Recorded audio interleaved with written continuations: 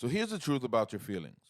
No matter what you feel, and now no matter how long you feel that way, the truth remains the same. The truth does not change because you feel a certain way and then revert back when you're done feeling that way. No.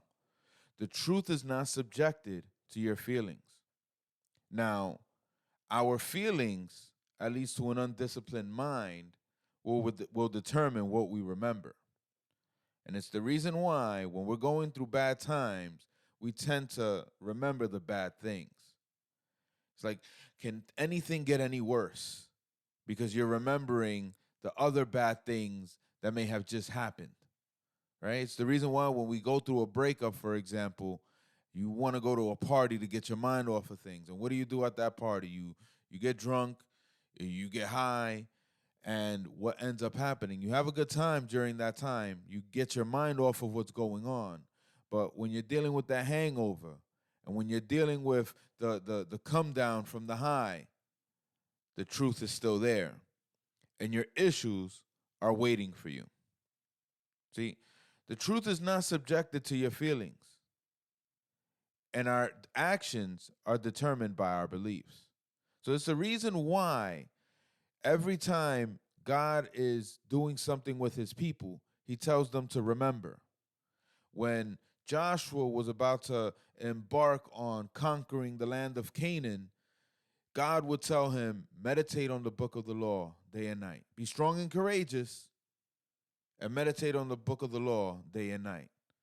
Because that book of the law is going to remind you of me. And when you remember me, then you'll be strong and courageous. So don't fear.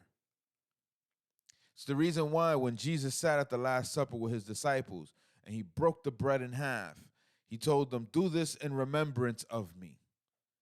Why? Because what you're about to face, what you're about to see me go through, what you're about to deal with in the future, you're going to need to remember me and not get caught up in what you feel at that time. It's important for you to remember me. When you go out and you make disciples of your own, teach them this and tell them to remember me. Because when you remember the truth, that belief will determine how you act. See, it's the reason why I love the book of Psalms so much. Because no matter what David felt, when David was happy, he rejoiced and he remembered God. When he was being persecuted, he was running from Saul, and everything was going wrong, he remembered God. He allowed himself to feel his feelings, be honest with God, and say, you know what? Even though I feel this way, I know that you're with me, and I know that you're for me.